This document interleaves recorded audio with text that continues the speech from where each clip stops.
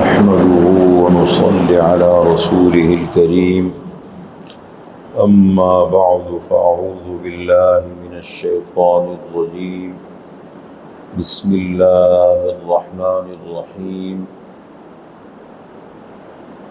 لقد كان لكم في رسول الله أسوة حسنة لمن كان يرجو الله واليوم الآخر وذكر الله كثيرا وقال تعالى اقرأ باسم ربك الذي خلق الإنسان من علق اقرأ وربك الأكرم الذي علم بالقلم علم الإنسان ما لم يعلم وقال تعالى وتعاونوا على البر والتقوى ولا تعاونوا على الإثم والعدوان.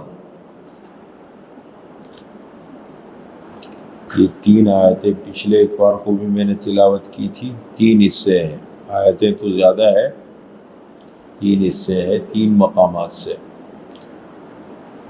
سورۃ الاحزاب آیت نمبر 21 پارہ 21.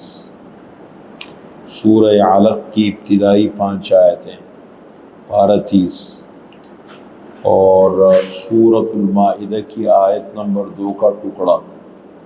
تین آیتیں میں نے تلاوت کی. یہ ہمارا جو مشن ہے، ہمارا کام ہے، یہ اس کی بنیاد ہے. تعلیم، تربیت، خدمت اور دعوت، یہ 4 اصول ہیں، ان کی بنیاد ہیں یہ آیتیں. آج میں سب سے پہلے گفتگو کروں گا سورہ علق کی ابتدائی 5 آیتوں پر. ہمارے ہاں آپ کو مختلف مقام پر یہ آیتیں لکھی ہوئی نظر آئیں گی. لیکن سب سے پہلی وحی جو رسول اللہ صلی اللہ علیہ وسلم پر نازل ہوئی وہ سورہ علق کی ابتدائی 5 آیتیں ہیں. اقرأ بسم ربک الذی خلق الانسان من علق اقرأ وربک الاکرم الذی علم بالقلم علم الانسان ما لم يعلم. یہ 5 آیتیں سب سے پہلے نازل ہوئی اور آپ کو نبوت ملی، قرآن کریم کا آغاز ہوا. جب آپ صلی اللہ علیہ وسلم کی عمر مبارک 40 سال کو پہنچی تو بخاری شریف کے بالکل شروع میں روایت ہے کہ جب 6 مہینے 40 سال مکمل ہونے میں رہ گئے تو حبب الیہ الخلاء، آپ صلی اللہ علیہ وسلم کے دل میں اللہ نے خلوت کی محبت ڈالی، تنہائی پسندی، یعنی بالکل تنہائی میں رہنا، الگ رہنا، لوگوں سے کٹ جانا، یہ آپ کے دل میں یہ خیال پیدا ہوا. اور آپ صلی اللہ علیہ وسلم کٹ جاتے تھے، کبھی اکیلے میں ایک جگہ، کبھی دوسری جگہ. اور اس کے لیے جس جگہ کا انتخاب فرمایا عام طور پر جبل نور ہے مکہ مکرمہ کے پاس، اور اس کی چوٹی پر ایک غار ہے، اس کو کہتے ہیں غار حرا. بہت اونچا پہاڑ ہے، اس کی چوٹی پر غار ہے. آپ صلی اللہ علیہ وسلم چلے جاتے تھے، وہاں بیٹھے رہتے تھے. کبھی کبھی ایسا ہوتا تھا کہ ایک ہفتے کا پورا اپنے ساتھ خوراک وغیرہ لے جاتے تھے، وہیں رہتے تھے. جب خوراک ختم ہوتا تھا پھر واپس تشریف لے آتے تھے. جب 40 سال بالکل مکمل ہو گئے، پورے ہو گئے، اس غار میں تشریف فرما تھے، بیٹھے ہوئے تھے، اکیلے بیٹھے ہوئے تنہائی میں، کسی کا نام و نشان نہیں ہے. ایک دم اچانک کوئی شخص آ کے سامنے کھڑے ہو گئے اور کہنے لگے اقرا. آپ صلی اللہ علیہ وسلم نے دیکھا، حیران ہو گئے، یہ کون ہے، کہاں سے آیا ہے، نیا آدمی ہے. تو آپ صلی اللہ علیہ وسلم نے فرمایا ما انا بقارئ، میں پڑھا ہوا نہیں ہوں، یعنی میں لکھنا پڑھنا نہیں جانتا ہوں. آپ کی صفت ہے نا امی، قرآن نے ذکر کی ہے، امی، جس نے کسی سے لکھنا پڑھنا نہیں سیکھا ہو. یہ آپ صلی اللہ علیہ وسلم کے لیے کمال ہے، ہمارے لیے کمال نہیں ہے. تو آپ صلی اللہ علیہ وسلم نے فرمایا ما انا بقارئ. تو کہتے ہیں اس نے مجھے سینے سے لگایا اور زور سے دبایا، حتی بلغ منی الجہد، مجھے سخت مشقت اور تکلیف پہنچی. پھر اس کے بعد مجھے چھوڑا پھر مجھ سے فرمایا اقرا، پڑھیے۔ میں نے دوبارہ کہا کہ ما انا بقارئ، میں پڑھا ہوا نہیں ہوں۔ پھر مجھے سینے سے لگایا اور زور سے دبایا، حتی بلغ منی الجہد، پھر مجھے تکلیف پہنچی سخت، پھر مجھے چھوڑا۔ پھر فرمایا اقرا، میں نے تیسری بار کہا ما انا بقارئ، پھر مجھے سینے سے لگایا، زور سے دبایا، اور پھر اس کے بعد فرمایا اقرا بسم ربک الذی خلق، خلق الانسان من علق، اقرأ وربک الاکرم الذی علم بالقلم، علم الانسان ما لم یعلم۔ یہ 5 آیتیں نازل ہو گئی۔ آپ صلی اللہ علیہ وسلم تشریف لائے، ایک دم ظاہر بات ہے قرآن کا نزول، وحی کا نزول ہے، یہ میں آپ کو سنا رہا ہوں، میں پڑھ رہا ہوں، مجھ پہ اثر نہیں پڑتا۔ ہم تو نقوش بیان کر رہے ہیں، جو لکھا ہوا ہے الفاظ وہ میں آپ کے سامنے بیان کر رہا ہوں، ٹھیک ہے، لیکن وہ تو باقاعدہ قرآن کا نزول ہو رہا تھا۔ تو آپ صلی اللہ علیہ وسلم وہاں سے اٹھے، اپنے گھر تشریف لائے، اور آپ کی کیفیت بھی تبدیل تھی، حالت بدلی ہوئی تھی۔ تو جیسے گھر تشریف لائے تو حضرت خدیجہ رضی اللہ تعالی عنہا سے فرمایا کہ مجھے چادر اوڑھاؤ، زملونی زملونی، مجھے چادر اوڑھاؤ، مجھے سردی لگ رہی ہے اور میری طبیعت بہت خراب ہو رہی ہے، بخار چڑھ رہا ہے۔ تو انہوں نے پوچھا کیا ہو گیا؟ کہنے بس مجھے چادر اڑاؤ۔ انہوں نے چادر اڑائی، اور چادر اڑانے کے بعد آپ لیٹ گئے، سو گئے۔ جب آپ نے اس کے بعد آپ کی حالت بہتر ہو گئی، تو بہتر ہونے کے بعد پھر حضرت خدیجہ نے پوچھے کیا مسئلہ ہے، کیا ہوا؟ کہنے لگے اس طرح میں غار میں بیٹھا ہوا تھا اور آگے ایک شخص، انہوں نے مجھے یہ سب کچھ بتا دیا۔ کہنے لگے مجھے خطرہ ہے، لقد خشیت علی نفسی، مجھے اپنی جان کا اندیشہ ہے، جان کہ مجھے ایسا لگ رہا ہے کہ میری جان چلی جائے گی، ایسا مجھے لگ رہا ہے۔ تو حضرت خدیجہ رضی اللہ تعالیٰ عنہ نے آپ کو تسلی دی، فرمایا کلا واللہ ما یخزیک اللہ ابدا، خدا کی قسم اللہ تعالیٰ کبھی آپ کو ضائع نہیں کریں گے، آپ کو رسوا نہیں کریں گے۔ کیوں؟ انک لتصل الرحم وتحمل الکل وتکسب المعدوم وتقری الضیف وتعین علی نوائب الحق، آپ صلہ رحیمی کرتے ہیں، رشتہ داری کا بہت زیادہ خیال رکھتے ہیں، وتحمل الکل، لوگوں کا بوجھ اٹھاتے ہیں، وتقری الضیف، مہمان نوازی کرتے ہیں، وتعین علی نوائب الحق، مشکل وقت میں حق بجانب امور میں لوگوں کے کام کرتے ہیں۔ اور ان صفات کا حامل بندہ، جو ان صفات کا، انسانیت کا بھی ہمدرد ہو اور مہمان نواز بھی ہو، رشتہ داری کا بھی خیال رکھ کے سب چیزوں کا، ایسے بندے کو اللہ تعالیٰ کبھی ضائع نہیں فرماتے، کبھی بھی اللہ تعالیٰ ضائع نہیں کرتے۔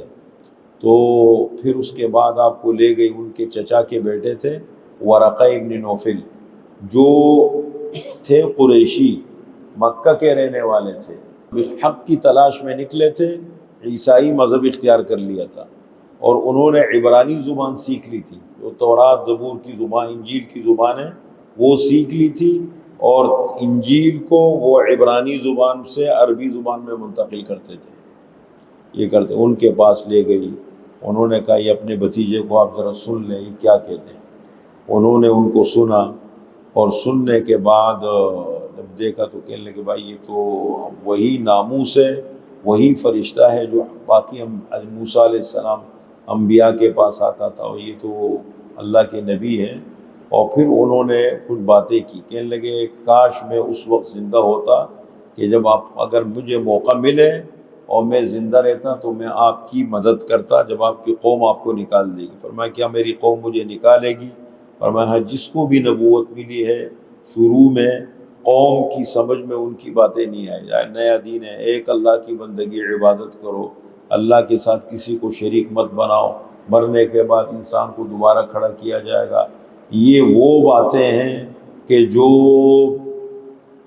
ظاہر بات ہے قوم کو سمجھ میں نہیں آتی، وہ شرک میں مبتلا تھے، ایک دم ایک اللہ کی بات کرنا، کئی نسلیں اس میں گزر گئی تھی، انہوں نے اس ماحول میں آنکھیں کھولی تھی۔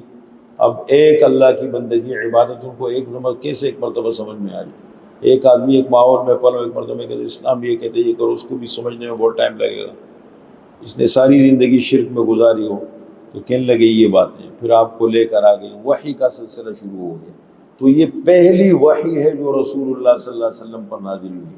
سورہ علق کی ابتدائی 5 آیتیں، ساتھی اس کو یاد کرے، کوشش کرے یاد کرے، نماز میں پڑھا کرے۔ 5 آیتیں نا کسی ایک رکعت میں پڑھ لیا کرے، جب بھی نماز پڑھے کسی رکعت میں پڑھ لیا کرے، 2-3 نمازوں میں جب بھی اپنی نماز پڑھے تو اس میں اس کو پڑھ لیا کرے۔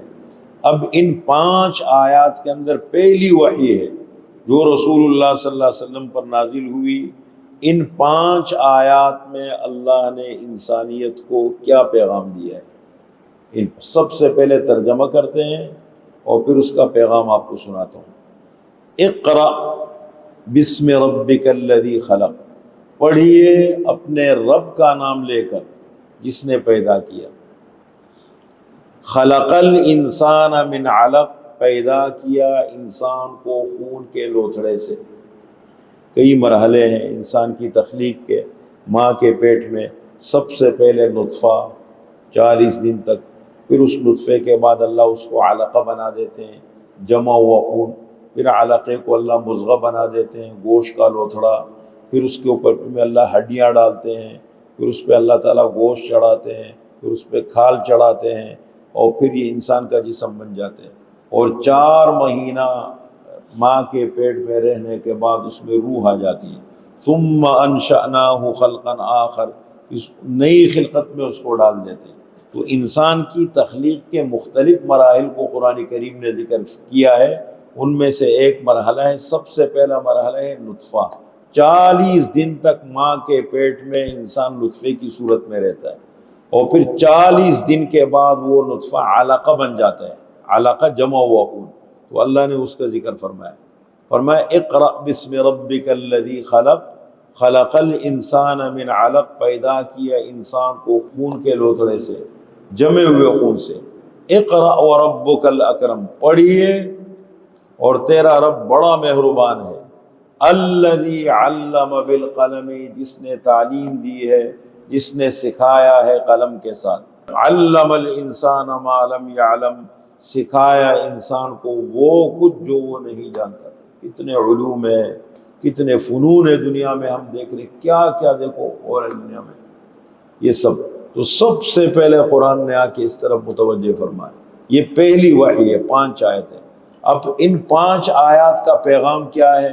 2 باتیں جب ہم غور کریں گے، فکر کریں گے، تدبر کریں گے، 2 باتیں سامنے آئیں گی۔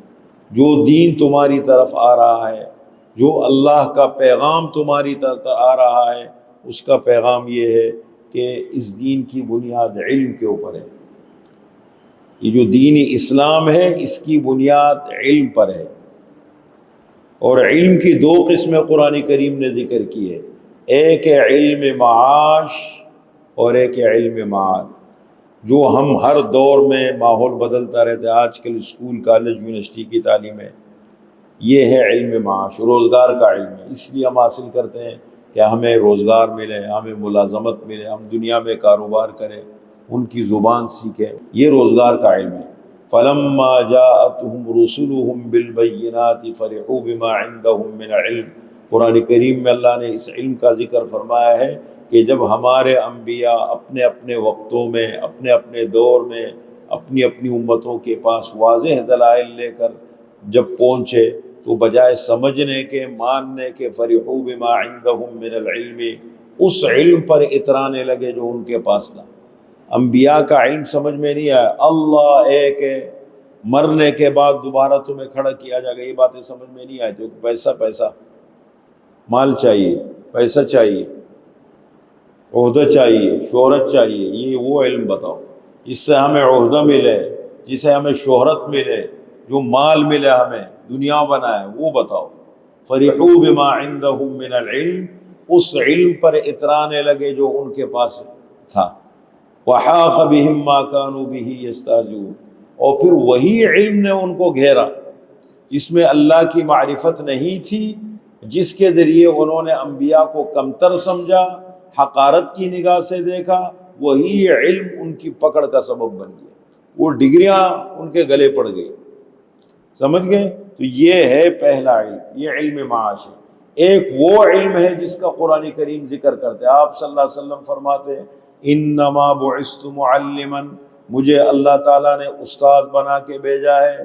بعثت لاتمم مکارم الاخلاق، میں انسانیت کو اچھے اخلاق سے آراستہ کرنے کے لیے بھیجا گیا ہوں.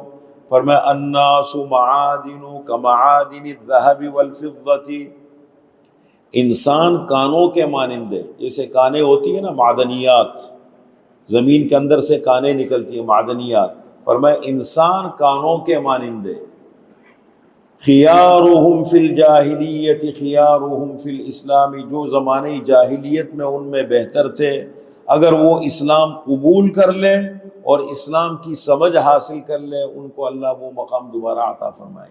وہ اسلام میں بھی ان کا وہ مقام رہے گا. علم تو یہ کون سا علم ہے؟ یہ علم نبوت ہے. اس علم میں کیا ہے؟ اس علم کے دو مقصد ہیں، خود شناسی، خدا شناسی. اس علم کا مقصد کیا ہے؟ جو علم نبوت ہے اس کا مقصد ہے خود شناسی، خدا شناسی. اپنے آپ کو پہچانو، تم کون ہو، تمہیں اللہ نے کیوں بنایا ہے، تمہارے بنانے کا مقصد کیا ہے، تمہیں بالآخر کہاں جانا ہے. دنیا کہاں جا رہی ہے، آ رہی ہے اور جا رہی ہے، یہ کہاں جا رہی ہے، اس کو سمجھو.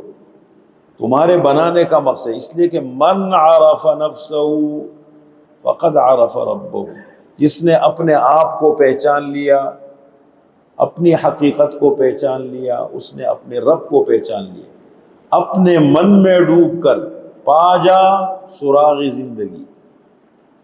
اپنے من میں ڈوب کر، اپنے آپ میں ڈوب کر کے زندگی کی حقیقت کو پا جا. تو اگر میرا نہیں بنتا نہ بن، اپنا تو بن، اپنا بنو. تو یہ ہے خود شناسی. اپنے آپ کو پہچانو، تمہاری حقیقت مت بھولو اپنے آپ کو، اس لیے کہ دنیا کی تاریخ اس پر گواہ ہے. اور آئے دن ہم دیکھ رہے ہیں نسوا اللہ فنسیہم، انہوں نے اللہ کو بھلا دیا اور اللہ نے ان کو اپنی جانب بھلا دی. کیا انجام بنا؟ کچھ دیر کی شہرت تھی، کچھ وقت کا تماشا تھا، کھیل ختم ہو گیا، انجام سامنے آ گیا. وہ اپنے آپ کو مت بھولنا کبھی. اور دوسری بات یہ ہے خدا شناسی، اللہ کو پہچانو. جو تمہارا خالق ہے، تمہارا مالک ہے، تمہارا رازق ہے، اس اللہ کو پہچانو، اس کو مت بھولو. ایسے نہیں دنیا میں کھو جاؤ، سب چیزیں بھول جاؤ. تو اس اللہ کو پہچانو. اکبر الہ آبادی اپنے اشعار میں پہلی وحی کو بیان فرماتے ہیں. پہلی وحی کو، یہ بیرسٹر تھے، اس زمانے میں لندن سے پڑھ کر آئے، بزرگوں کے ساتھ بیٹھے، بہت نیک آدمی تھے، بہترین بہت بڑے شاعر تھے. تو اپنے اشعار میں کہتے ہیں دیکھیں جدید نظام تعلیم اور موجودہ نظام تعلیم دونوں کا موازنہ کرتے ہیں. تم شوق سے کالج میں پڑھو، پارک میں پھول ہو. تم شوق سے کالج میں پلو، پارک میں پھولو، جائز ہے غباروں میں اڑو، چرخ میں جھولو. بس ایک سخن بندہ عاجز کا رہے یاد، اللہ کو اور اپنی حقیقت کو نہ بھولو. اللہ کو اور اپنی حقیقت کو نہ بھولو. اکبر الہ آبادی کہتے ہیں ہوئے اس قدر مہذب کبھی گھر کا منہ نہ دیکھا، کٹی عمر ہوٹلوں میں مرے اسپتال جا کر. کیا کہیں احباب، کیا کارے نمایاں کر گئے، بی اے کیا نوکر ہوئے، پینشن ملی اور مر گئے. آپ دیکھیں کیسی عجیب سی زندگی، ہوٹلوں میں گھوم رہے، دنیا میں گھوم رہے. کتنے نوجوانوں کو میں دیکھ رہا ہوں پسند کی شادیاں کی ہے، گھر سے الگ ہے، بیویاں بھی چلی گئی. نہیں ہے؟